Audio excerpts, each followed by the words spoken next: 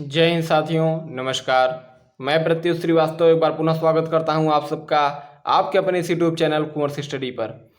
साथियों, UPSC state PCS आदि के लिए जो है यह जो हमारा फ्री का बैच चल रहा है, उम्मीद है आप सब इसका भली भांति लाभ उठा रहे होंगे, अपने नोट्स को अच्छे से तैयार कर रहे होंगे और समझ रहे होंगे एक एक टॉपिक्स को बड़े ही सहज भाव से। साथियों, एक एक टॉपिक को आराम से दोहराते चलिए, पढ़ते चलिए, समझते चलिए। आपको दूर नहीं है दिन जब आपकी जो है यूपीएससी या स्टेट पीसीएस का जो सपना है वह आपके हाथों में होगा। बस आप थोड़ा सा मेहनत हमारे साथ करते चलिए साथियों, कोई दिक्कत आपको पड़ने वाली नहीं है, मैं गारंटी लेता हूं, क्योंकि मैं जो सिलेबस आपका कवर करवा रहा हूं, एक एक टॉपिक जो है बड़े महत्वपूर्ण और जो है बहुत ही मेहनत के साथ कवर हो रहा है साथियों। बस आप हमारे साथ यूं ही मेहनत करते चलिए और जो है अपने आप को बेहतरीन करते चलिए साथियों। तो इसमें जो है पॉलिटी सब्जेक्ट हमारा जो चल रहा है, इसमें कल हम जो है संविधान सभा के बारे में बात कर रहे थे। संविधान सभा का कैसे निर्वाचन गठन आदि हुआ उसके बारे में हमने चर्चा की। कब कैसे इसके अध्यक्ष और उपाध्यक्ष चुने गए उसके बारे में हमने चर्चा की। और हमारी चर्चाएं हो चुकी थी उनके प्रमुख सभी समितियों के बारे में, जो छोटी बड़ी समितियां थीं और उसके अध्यक्ष जो थे उसके बारे में हम कल देख चुके थे। आज से अब हम शुरू करते हैं उसके प्रारूप समिति के बारे में जानकारी हमें लेनी है और फिर आगे संविधान सभा के बारे में हम देखते चलेंगे साथियों। तो आइए प्रारूप समिति की जो है चर्चा आज से हम शुरू करते हैं। इसका गठन 29 अगस्त 1947 को हुआ था। इसमें 7 सदस्य थे। डॉक्टर भीमराव अंबेडकर इसके अध्यक्ष थे साथियों। एन गोपाल स्वामी अयंगर जो थे इसके सदस्य। डॉक्टर के एम मुंशी इसके सदस्य थे। सैयद मोहम्मद सादुल्ला इसके सदस्य थे। अल्लाद कृष्ण स्वामी अय्यर इसके सदस्य थे। एन माधव राव बीएल मित्र की जगह ली थी इन्होंने, जिन्होंने स्वास्थ्य कारणों से त्यागपत्र दे दिया था साथियों। टीटी कृष्णमचारी सन 1948 में डीपी खेतान की मृत्यु परांत इनको जगह दिया गया था साथियों। उसके ये सब इसके सदस्य रहे थे। आइए प्रारूप समिति के बारे में थोड़ी सी जानकारी लेते हैं। पहला प्रारूप फरवरी 1948 में प्रकाशित हुआ। इस पर चर्चा सलाह के लिए भारतीयों को 8 माह का समय मिला। अर्थात उन प्रारूप जो पहला प्रस्तुत किया गया भारतीय संविधान सभा में वो फरवरी 1948 में प्रस्तुत किया गया और इस प्रारूप पर चर्चा करने के लिए भारतीयों को 8 महीने का समय भारतीय जनता को दिया गया साथियों। दूसरा प्रारूप अक्टूबर 1948 में प्रकाशित किया गया। इस दौरान 6 माह के भीतर कुल 141 बैठकें की गई साथियों, जो है संविधान सभा में। यह प्रारूप समिति था हमारा। अब हमारा जो है बड़ी ही मेहनत और जोरों शोरों से हमारी संविधान तैयार हो चुकी थी साथियों। अब था संविधान को जारी करना। तो संविधान का प्रभाव में आना। अंबेडकर ने सभा में 4 नवंबर 1948 को अंतिम प्रारूप पेश किया। इस बार संविधान पहली बार पढ़ा गया। 5 दिन 9 नवंबर तक चर्चा हुई, यानी 4 नवंबर से 9 नवंबर 5 दिनों तक इस पर चर्चा हुई संविधान पर। दूसरी बार विचार 15 नवंबर 1948 से शुरू हुआ। खंडवार विचार 17 नवंबर 1949 तक चला, यानी 1 वर्ष तक जो है लगातार इस पर संविधान पर खंडवार एक एक खंड एक एक टॉपिक पर अच्छे से विचार किया गया। इस अवधि में लगभग 7653 संशोधन प्रस्ताव आए, जिनमें से 2473 पर ही सभा में चर्चा हुई। तीसरी बार 14 नवंबर 1949 से विचार हुआ। अंबेडकर ने the constitution as settled by the assembly be passed प्रस्ताव पेश किया। इस प्रस्ताव को 26 नवंबर 1949 को पारित किया गया। इस पर अध्यक्ष व सदस्यों के हस्ताक्षर लिए गए। उस दिन 299 में से 284 सदस्य उपस्थित थे। प्रस्तावना में 26 नवंबर 1949 का उल्लेख उस दिन के रूप में किया गया है जिस दिन भारत के लोगों ने सभा में संविधान को अपनाया। अर्थात 26 नवंबर 1949 की तिथि को भारतीय संविधान की प्रस्तावना में पेश किया गया है और इस तिथि को इस भांति दिखाया गया है कि भारत के सभी लोगों ने अपने आप को भारतीय संविधान के प्रति सौंप दिया है साथियों। इसमें 395 अनुच्छेद व 8 अनुसूचियां थी, जो हमारा मूल संविधान था साथियों। इसमें 395 अनुच्छेद और 8 अनुसूचियां हमें देखने को मिलती थी। पूरे संविधान को लागू करने के बाद प्रस्तावना लागू किया गया। अर्थात जब पूरा संविधान देश में लागू कर दिया गया, सबसे अंत में उसका प्रस्तावना लागू किया गया था। अब बात करते हैं संविधान का प्रवर्तन के बारे में। 26 नवंबर 1949 को नागरिकता, चुनाव, तदर्थ संसद, अस्थायी व परिवर्तनशील नियम व छोटे शीर्षकों से जुड़े कुछ प्रावधान अनुच्छेद 56, अनुच्छेद 5, 6, 7, 8, 9, 60 यानी 60, 324, 366, 367, 379, 380, 388, 391, 392, 393 स्वतः ही लागू हो गए थे साथियों। यानी 26 नवंबर 1949 को नागरिकता, चुनाव, तदर्थ संसद, अस्थायी व परिवर्तनशील नियम, इतने सब और छोटे कुछ शीर्षक जो इन अनुच्छेदों के बारे में बताया गया है, ये सब स्वतः खुद ब खुद लागू हो गए साथियों। शेष प्रावधान जो बचा हुआ संविधान का प्रावधान था 26 जनवरी 1950 को लागू हुआ। इसे गणतंत्र दिवस कहा गया। स्वतंत्रता अधिनियम 1947 व भारत शासन अधिनियम 1935 समाप्त कर दिया गया। हालांकि abolition of privy council jurisdiction act 1949 लागू रहा। कांग्रेस की विशेषज्ञ समिति जो थी साथियों, अब उसके बारे में हम जानकारी लेते हैं। हम देख चुके हैं कि हमारा संविधान किस तरह से धीरे धीरे करके भारत में लागू हुआ था। अब कांग्रेस की विशेषज्ञ समिति की बात करते हैं। 8 जुलाई 1946 को कांग्रेस ने संविधान सभा के मसौदे को तैयार करने के लिए एक विशेषज्ञ समिति का गठन किया। इसके निम्न सदस्य थे: जवाहरलाल नेहरू, एम आसफ अली, हुमायूं कबीर, के एम मुंशी, के टी सोइट, के Santhanam, N Gopal Swami Iyengar, D R Gadgil इसके प्रमुख सदस्य साथियों रहे थे। उसके बाद हमें जो देखने को मिलता है, बाद में सभापति के प्रस्ताव पर कृष्ण कृपलानी को समिति के सदस्य व संयोजक के रूप में संयोजित किया गया। भारत सभापति के प्रस्ताव पर इन्हें किया गया था साथियों। उसके बाद हम बात करते हैं तो समिति की 2 बैठकें हुई। पहली 20 से 22 जुलाई को दिल्ली में हुई, 1946 में हुई थी। 20 से 22 जुलाई 1946 को हुई थी। दूसरी 15 से 17 अगस्त को हमें देखने को मिलती है, यह बम्बई में हुई थी साथियों। पहली बैठक दिल्ली में तथा दूसरी बैठक हमें बम्बई में देखने को मिलती है साथियों। उसके बाद हम बात करते हैं तो अमेरिकी संवैधानिक विशेषज्ञ ग्रैनविले ऑस्टिन ने लिखा, कांग्रेस की यह समिति ने वर्तमान संविधान की उपलब्धियों तक भारत को पहुंचाया। अर्थात जो अमेरिकी संवैधानिक वैज्ञानिक थे, विशेषज्ञ थे ग्रैनविले ऑस्टिन, उनके अनुसार जो यह कांग्रेस की उपरोक्त समिति है, इसी ने संविधान को उसके वास्तविक उपलब्धियों तक पहुंचाया था साथियों। समिति ने उद्देश्य संकल्प से मिलती जुलती संकल्प पत्र भी प्रसारित किया साथियों। संविधान सभा की आलोचना की अब हम बात करते हैं कि संविधान सभा की क्या आलोचनाएं हमें देखने को मिलती हैं। तो निम्न आधार पर आलोचनात्मक था संविधान सभा साथियों हमारा। कुछ लोगों का मानना था कि यह प्रतिनिधि निकाय नहीं थी, अर्थात यह प्रतिनिधि निकाय नहीं थी, इसमें कोई चुनाव के द्वारा प्रतिनिधि नहीं थे, बल्कि स्वेच्छा से चुने हुए लोगों को इसमें रखा गया था।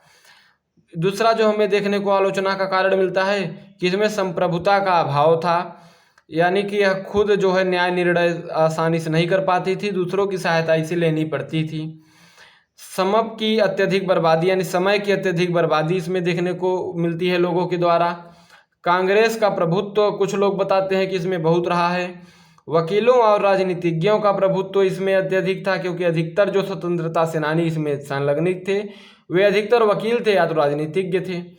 इसमें हिंदुओं का प्रभुत्व देखने को मिलता है, या मुस्लिम समुदाय द्वारा उस वक्त बताया गया था साथियों। अन्य का आवश्यक तथ्य देखते हैं साथियों। संविधान सभा द्वारा हाथी को प्रतीक मुहर के रूप में अपनाया गया था। सर BN राव को संविधान सभा के लिए संवैधानिक सलाहकार नियुक्त किया गया था। HVR अयंगर को संविधान सभा का सचिव नियुक्त किया गया था। ये जितने पॉइंट हम बता रहे हैं साथियों, इससे direct question UPSC PCS PT में पूछे जाते हैं। इसलिए ये जितने भी पॉइंट हम बता रहे हैं कि किसे क्या नियुक्त किया गया था, कौन क्या था, इस चीज़ को अंडरलाइन करके अच्छे से कंठस्थ कर लीजिएगा साथियों। HVR अयंगर को संविधान सभा का सचिव नियुक्त किया गया था। LN मुखर्जी को सभा का मुख्य प्रारूपकार नियुक्त किया गया था। प्रेम बिहारी नारायण रायजादा भारतीय संविधान के प्रमुख सुलेखक थे। मूल संविधान एक प्रवाहमय इटैलिक शैली में इनके द्वारा लिखा गया था। यानी जो मूल संविधान था साथियों, यह इटैलिक शैली में अपने हाथों से प्रेम बिहारी नारायण रायजादा ने ही लिखा था साथियों। मूल संस्करण का सौंदर्यीकरण और सजावट शांति निकेतन के कलाकारों ने किया, जिनमें नंदलाल बोस और ब्यूटर राममोहन सिन्हा शामिल थे साथियों।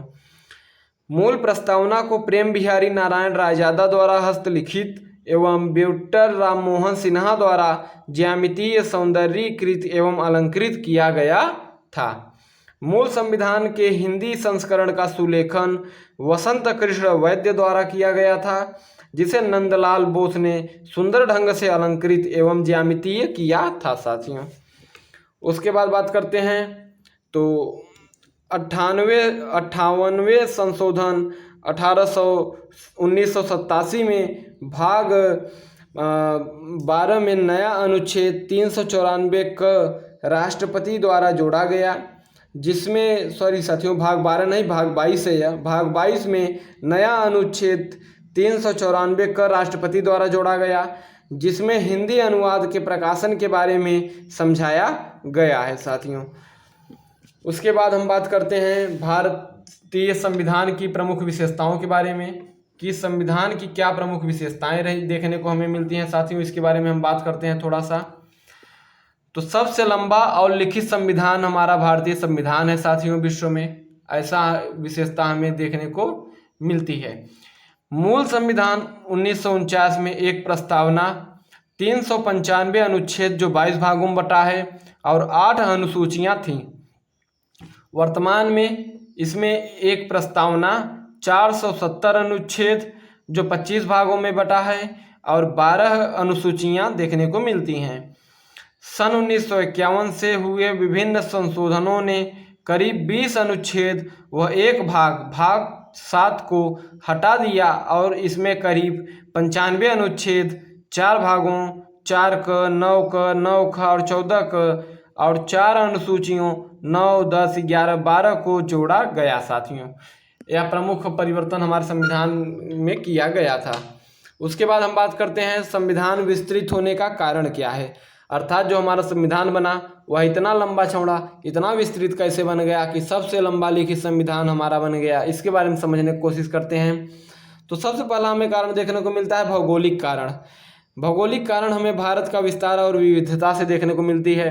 भारत बहुत लंबा देश है, बहुत बड़ा देश है और बहुत ही विविधता हमें जो है देखने को मिलती है, जनसंख्या में, लोगों में, समुदायों में, आचार विचार, प्रकृति में, भौगोलिक स्थिरता में आदि में हमें जो विविधता देखने को मिलती है। यह प्रमुख कारण रहा है भारतीय संविधान के लंबा होने का, क्योंकि प्रत्येक अलग के बारे में अलग अलग इसमें जो है विशेषताएं, विशिष्टता एवं उनके बारे में अलग अलग अनुच्छेद प्रवाह किए गए हैं।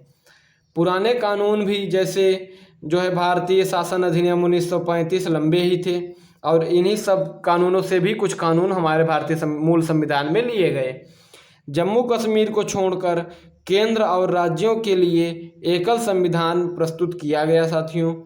एक ही संविधान जो केंद्र और राज्यों में देखने को मिलता है। अमेरिका जैसे है वहाँ पर केंद्र का अलग संविधान है, राज्य का अलग संविधान देखने को हमें मिलता है, किंतु भारत देश में जो केंद्र में संविधान लागू हो वही राज्य में लागू है, तो इसलिए जो है लंबा देखने को संविधान मिलता है। सभा में कानून विशेषज्ञों का प्रभुत्व था, क्योंकि अधिकतर जो संविधान सभा के सदस्य रहे हैं वे साथियों एडवोकेट, बैरिस्टर, वकील ही थे, इसलिए जो है उनकी भाषा, वकीली भाषा बहुत कठिन लिखी गई है संविधान में हमें देखने को मिलती है और उनके वर्चस्व, उनके ज्ञान जानकारी की वजह से जो है हमारा भारतीय संविधान विस्तृत रूप से लिखा गया है। दूसरा जो हमें विशेषता भारतीय संविधान में देखने को मिलती है, नम्य एवं कठोर संविधान है। ना तो बहुत कठोर है ना तो बहुत नम्य संविधान है साथियों। हमारा भारतीय संविधान नम्य और कठोर दोनों है। भारत का संविधान संशोधन हेतु ना तो बहुत लचीला है ना तो बहुत कठोर है अनुच्छेद 368 में 2 तरह के संशोधनों का प्रावधान है। कुछ उपबंधों को संसद में विशेष बहुमत से संशोधित किया जा सकता है। उदाहरण के तौर पर दोनों सदनों में उपस्थित और मतदान में भाग लेने वाले सदस्यों का 2/3 और प्रत्येक सदन में कुल सदस्यों का बहुमत चाहिए। साथियों, ब की बात करते हैं। दूसरा जो हमारा संशोधन का प्रावधान है, कुछ अन्य प्रावधानों को संसद के विशेष बहुमत और कुल राज्यों के आधे से अधिक राज्यों के अनुमोदन से ही संशोधन किया जा सकता है। अर्थात लचीला और कठोर संविधान इसलिए बताया गया है क्योंकि कुछ अधिनियम इसके ऐसे हैं, अगर इसमें परिवर्तन करना हो, संशोधन करना हो, तो हमें जो है दोनों सदनों, संसद, लोकसभा, राज्यसभा के बहुमतों से ही कार्य हो जाएगा। किंतु कुछ संशोधन ऐसे हैं जिन्हें संशोधित करने के लिए राज्यसभा, लोकसभा, राष्ट्रपति से तो आदेश और बहुमत चाहिए ही। उसके पश्चात राज्यों से भी उनकी जो बात पूछी जाती है, राज्यों का भी बहुमत हमें लेना पड़ता है। साथियों, इसके अलावा अन्य प्रावधान आम विधायी प्रक्रिया की तरह संसद में सामान्य बहुमत के माध्यम से संशोधित किए जा सकते हैं। ये संशोधन अनुच्छेद 368 में नहीं आते, यानी 368 के अलावा जो छोटे अन्य संशोधन हैं वे डायरेक्ट जो है बहुमत से हो सकते हैं। साथियों, संशोधित। उसके बाद बात करते हैं अगली खूबी के बारे में। तो जो भारतीय संविधान है साथियों, वह एकात्मक और संघीय है। भारत का संविधान संघीय सरकार की स्थापना करता है। इसमें संघ के सभी आम लक्षण विद्यमान हैं, जैसे 2 सरकार, शक्तियों का विभाजन, स्वतंत्र न्यायपालिका व द्विसदनीयता आदि। यद्यपि संविधान में एकरूपता के लक्षण भी विद्यमान हैं, जैसे सशक्त केंद्र, एक संविधान, एकल नागरिकता, संविधान का लचीलापन, एकीकृत न्यायपालिका, केंद्र द्वारा राज्यपाल की नियुक्ति, अखिल भारतीय सेवाएं, आपातकालीन प्रावधान आदि। एकात्मक और संघीय व्यवस्था हमें संविधान में देखने को मिलती है। अर्थात ना तो हमारा संविधान जो है संघीय रूप में पूरी तरह से ढला है और ना ही तो एकात्मक, अर्थात ना तो पूरा जो शक्तियां हैं वह केंद्र और सरकार और राज्य सरकार में विभाजित हैं, और ना तो पूरी शक्तियां हमें एक केंद्र में देखने को मिलती हैं। कुछ शक्तियां केंद्र में हैं, कुछ शक्तियां राज्य में हैं। इसलिए ना तो केंद्र मजबूत है, ना तो राज्य ही मजबूत है, दोनों एक दूसरे पर पेंडिंग पड़े हैं। साथियों, उसके बाद हम आगे बात करते हैं। तो अगला जो हमें देखने को व्यवस्था मिलती है हमारे संविधान में, सरकार का संसदीय रूप हमें देखने को मिलता है। साथियों, भारतीय संविधान ने ब्रिटेन की संसदीय प्रणाली को अपनाया है। संसदीय व्यवस्था विधायिका और कार्यपालिका के मध्य समन्वय व सहयोग के सिद्धांत पर आधारित है, जबकि अध्यक्षीय प्रणाली दोनों के बीच शक्तियों के विभाजन के सिद्धांत पर आधारित है। साथियों, संसदीय प्रणाली को सरकार के वेस्टमिंस्टर रूप, उत्तरदायी सरकार और मंत्रिमंडलीय सरकार के नाम से भी जाना जाता है। संविधान केंद्र के साथ राज्य में भी संसदीय प्रणाली की स्थापना करता है। अर्थात साथियों, सारा इसका तात्पर्य यह है कि हमारा भारतीय संविधान ब्रिटेन के संसदीय प्रणाली के रूप में हमारा संसद लिया गया है, और हमारे जो अध्यक्ष हैं वे जो हैं केंद्र और राज्य दोनों के मध्य रहते हैं, और हमारी शक्तियां भी जो हैं दोनों के मध्य बटी हैं।